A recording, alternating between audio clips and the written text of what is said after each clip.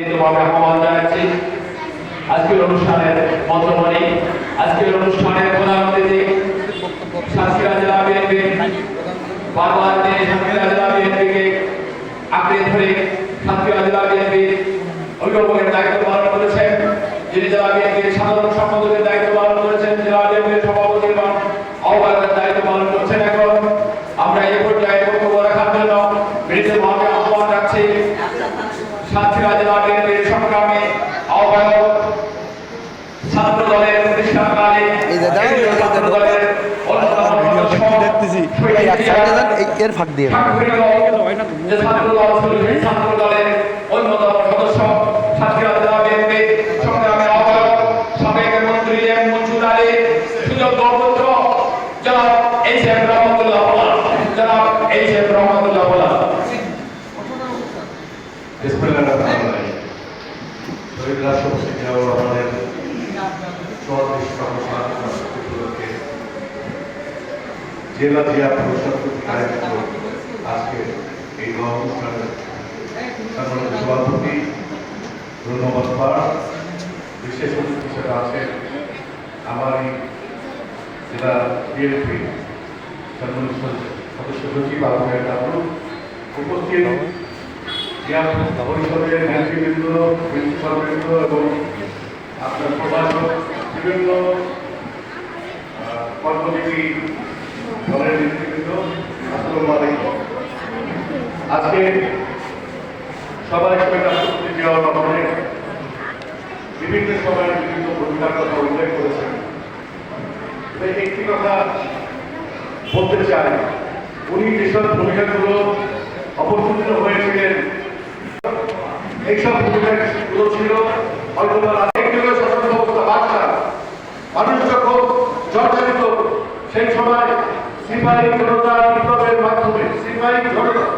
বিপ্লবের মাধ্যমে শহীদ রাষ্ট্রপতি জিয়াউর রহমানকে আবার ক্ষমতার বসতে নিয়ে আসে। কেন?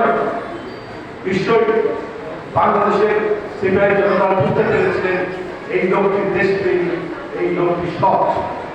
উনি কখনো কোনোদিন আকাঙ্ক্ষা, ওনার কোনো আকাঙ্ক্ষা দেখেন না যে আমি রাজনীতির সঙ্গে যাবেন।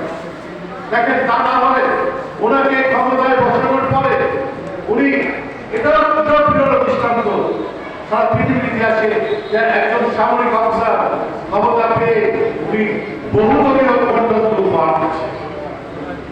সাধারণত দেখা যায় যে বিশ্বাস সাহেব করেছেন, আমাদের দাদা সাহেবরা করেছেন, আমাদের বিশেষ এখন যিনি আছেন উনি করছে। সামরিক অফিসাররা ক্ষমতা পেলে ক্ষমতা আটকে রাখে বছরের পর বছর। সিরিয়া আবদুল্লাহ সাহেব করেছেন, কিন্তু উনি কি করলেন? সবচেয়ে কষ্টের জায়গা ওনারা কোনো কিছু কিন্তু ওই আমাদের চেয়ারের মতো ভাব নাই। শহীদ রাষ্ট্রপতি জিয়াউর রহমান সাথে যুদ্ধ করেছেন, হয়তো তিনি সেখানে সাধারণ গ্রহণ করতে পারতেন। আবার ওনাকে হত্যা করা হয়েছে। তারপর কি আসলে সেখানে আমাদের গণতন্ত্রের মা দেশের নেত্রী বেগম খালেদা জিয়া সেদিন কিন্তু ওনার চামচ নিয়ে আর রাজনীতিতে আসেন নাই। উনি 9টি বছর এই এরশাদ শহীদ আন্দোলনের নেতৃত্ব দিয়ে উনি বাংলাদেশের জনগণের কাছ থেকে আবশ্যক নেত্রী উপাধি পেয়েছিলেন।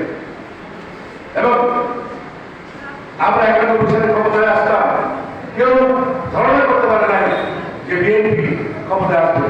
আপনি কি জানেন, আমার এক চাচা আছে, কি মনে করছেন রাজনীতি করে না, এখনো পর্যন্ত দিন কাজ করছে। কেন জানেন? এই জনগোষ্ঠীর বিরাট একটি অংশ মনে করে শহীদ রাষ্ট্রপতি জিয়াউর রহমান দেশপ্রেমিক ছিলেন।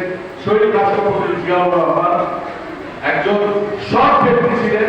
শহীদ রাষ্ট্রপতি জিয়াউর রহমান একজন ভিশনারি ছিলেন, যিনি দেশকে একটা বহু দূরদর্শী ধরনের নেতা ছিলেন, যিনি দেশকে একটা ভালো জায়গায় নিয়ে যেতে চান। তা না হলে গার্মেন্টসের উৎপাদন উনি করেছিলেন। আজকে সরকার 85% এক্সপোর্ট এই গার্মেন্টস থেকে হবে। উনি ম্যান পাওয়ার শুরু করেছিলেন গার্মেন্টস অর্থনীতিকে ভঙ্গুর থাকত।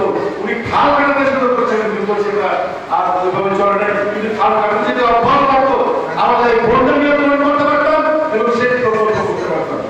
দেখেন, এই ওনার স্ত্রী 9 বছর আন্দোলন করেছে। এরপরে কি হলো? আবার আপনার আবার একটা ষড়যন্ত্রের মধ্যে পড়লাম, অল ইলেভেন এক ষড়যন্ত্র। এটা একটা সূক্ষ্ম কাজ ছিল। আমরা এখন তুমি পদে পদে বসে সেনাবাহিনী ইচ্ছা করলে কি না করতে পারে। আমরা সেই ষড়যন্ত্রে পড়ে আমরা ক্ষমতা থেকে ছিটকে পড়লাম। ক্ষমতা সামনে গণতন্ত্রের নাম বলে 17 বছর স্বৈরাচারে রূপান্তরিত হয়েছিল। আপনারা সবাই ধরে ছাত্রের মানুষ বিশেষ করে ভালো করে জানেন, আমি 13 সাল থেকে এখানে সভাপতি ছিলাম। 13 সাল থেকে 16 সাল ছিল সাতক্ষীরার বিএনপির রাজনীতি অশনি সঙ্গে একটি সন্ধ্যার পর মুহূর্ত যে কোনো সময় যে কোনো নেতা কর্মী মনে করতে পারতো হয়তো আমি গ্রেপ্তার হবো, হয়তো আমি ঘাত হবো, হয়তো আমাকে হত্যা করা হবে। আমরা সেই 17 বছর কিন্তু একসাথে দাঁড়িয়ে আছি। হয়তো আমাদের কোনো কোনো নেতা কর্মী ভয়ে অথবা অত্যাচার সহ্য না করতে পেরে চুপচাপ হয়ে গেছে। সবার কাছে অনুরোধ, কিন্তু আমার মনে হয় না সাতক্ষীরা জেলার কোন নাম থাকলে তারা আওয়ামী লীগ যোগদান করেছে। এই যে আমাদের একাত্মে থাকা, শুধু সাতক্ষীরা নয়, সারা বাংলাদেশে বাংলাদেশ জাতীয়তাবাদী দল তারেক রহমানের নেতৃত্বে একসাথে ছিলাম। তারেক রহমান একজন রাষ্ট্রপতি সন্তান, তিনবারের প্রধানমন্ত্রী সন্তান, সেই তারেক রহমানের হচ্ছে তাজা হয়েছে। কিন্তু দেখেন 17 বছর উনি লন্ডন থেকে কিনা পরিশ্রম করেছেন এই দলটাকে একত্রে রাখা এবং সঙ্গে সঙ্গে স্বৈরাচারের আন্দোলনের যে প্রত্যক্ষ ভূমিকা সেটা তিনি সবসময় রেখেছেন। প্রিয় ভাই বোনেরা, আপনারা যারা জিয়া পরিষদ, আপনারা আমাদের এই দলের মধ্যে সব থেকে শিক্ষিত জনগোষ্ঠী। আপনাদের উপরে বিশেষভাবে জিয়াউর রহমানের জীবন কাহিনী এটাকে সাধারণ মানুষের কাছে পৌঁছে দেওয়া। আমি আশা করবো এই কাজটি আপনারা সবাই করবেন। আজ 17 বছর কেটে গেছে, আমরা ভোটাধিকারের জন্য আন্দোলন করছি। এখন আমাদের কোন এক ষড়যন্ত্রের মধ্যে পড়েছি। এনসিপি এবং সরকার একই সাথে কাজ যাচ্ছে, আমাদেরকে বলছে গণতন্ত্র নয়, ভোটাধিকার নয়, আগে সংস্কার। পৃথিবীর সবচেয়ে বড় সংস্কার হয়েছে ভোটের অধিকার। তাই দেশে গণতান্ত্রিক আন্দোলনের মাধ্যমে ভোটের অধিকারকে আদায় প্রতিষ্ঠিত করা হয়েছে।